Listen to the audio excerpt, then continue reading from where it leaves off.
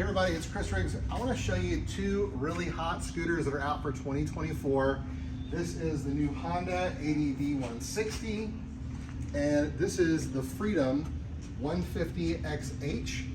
Both of these scooters are liquid cooled, fuel injected. I just want to show you a little bit of difference in size, a couple of the differences in terms of the features that I think will help you make your buying decision. This particular model, I'm just going to kind of show you, I'm 6 foot, 250 pounds, so I'm just going to show you how I fit on it. So here is, let's see, this would be kind of a comfortable riding position for me. The riding position is good. The suspension, this is an ADV style, so it's designed to be able to go light duty off-road, and you can tell that the front suspension is really soft on this. So that may be something you do or do not like. If this is strictly going to be used for the street, this is, I mean, you can see how easy, with no effort, I'm falling forward into the suspension. So the suspension on the front is really soft. In terms of turning radius, you'll see that this is in my knees.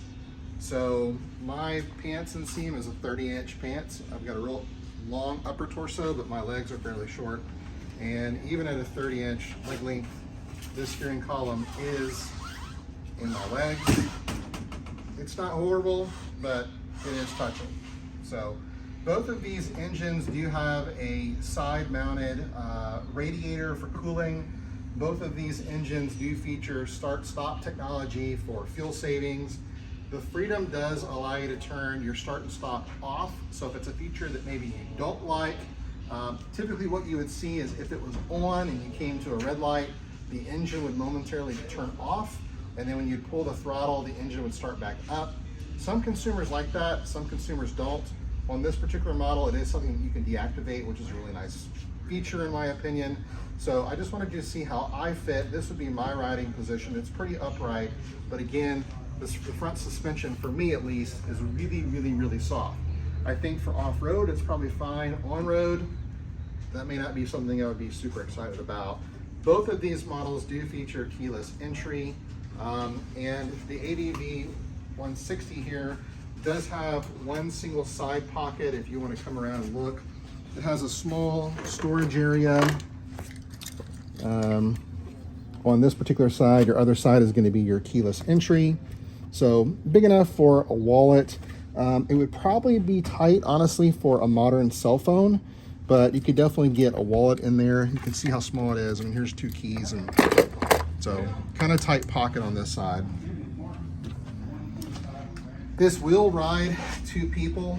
Now, let me get back on it just so you can see how much room you would have behind you.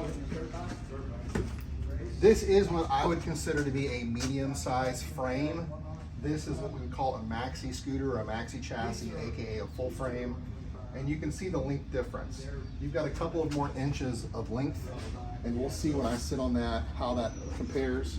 So you can get an idea of what's behind me and room if you were to have a passenger riding behind me. Really, this model is designed to seat 1 person. Will it sit 2 people? Yes, but probably may not be the most comfortable thing for long extended rides. This does have front-only ABS. The Freedom does have front and rear ABS. Both models do have traction control for safety. The Freedom is designed to be able to ride interstates up to about 65 miles an hour. Both of these models are going to top out somewhere in the neighborhood of 70 miles an hour, between 65 to 70 miles an hour, depending upon the weight of the rider and the passenger. So I do like the fact that this one does have, the Freedom does have rear ABS, which is a really nice safety feature. Neither one of these have adjustable shocks in the rear. This does have a gas shock canister. It is designed again to do some light duty trail riding. And if you were going to do so, I would probably switch the factory tires out for maybe a knobby tire. This model is designed to be specifically on road, and it's a Cadillac. So right off the bat, you can see that you've got a longer seat comparatively. And let me sit on this one and we'll see how we compare. Okay, so here is me on this model. Again, the stock is going to be on both of them. It's fine on both models.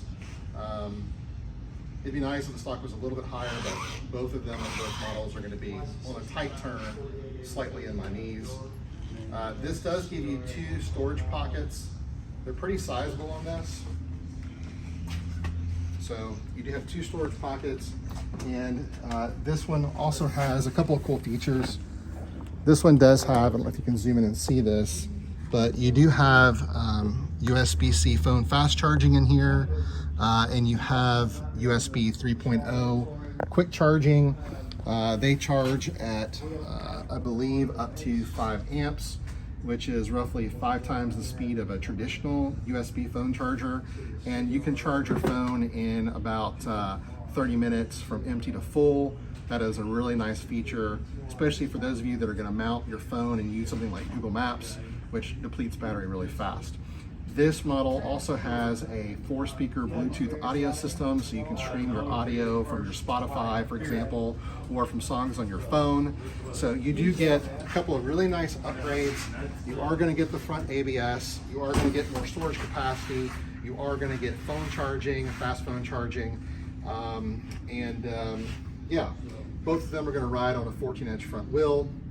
So you're going to get the audio 4-speaker Bluetooth system. Take a look, if you don't mind, behind me and just look at the rear room for those that might want to ride with a passenger. So here's me, this is where I would be.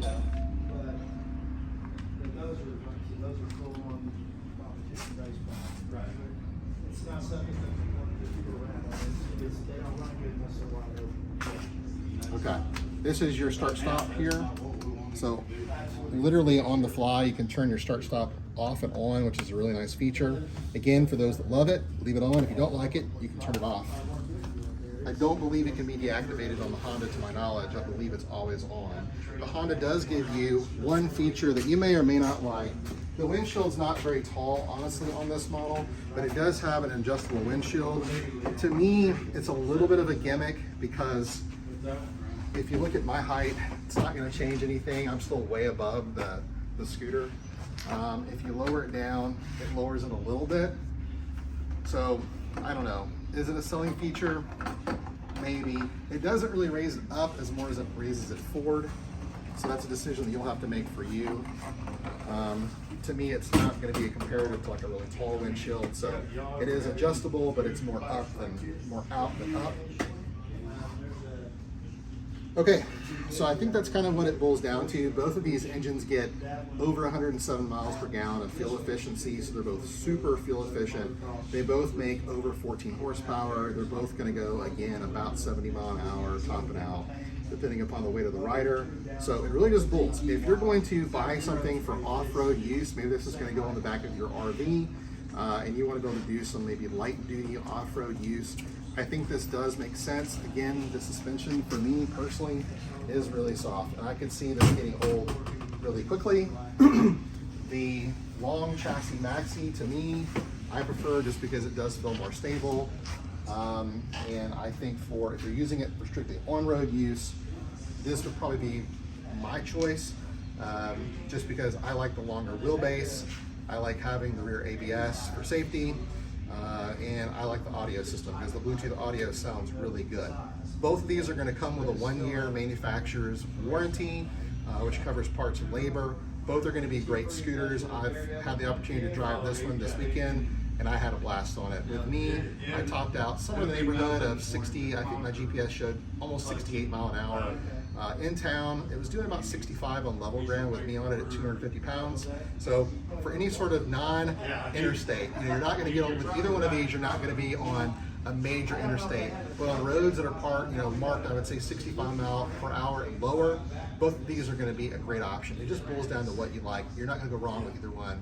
Again, I'm Chris Riggs, and I hope you enjoyed this comparison review. Thanks.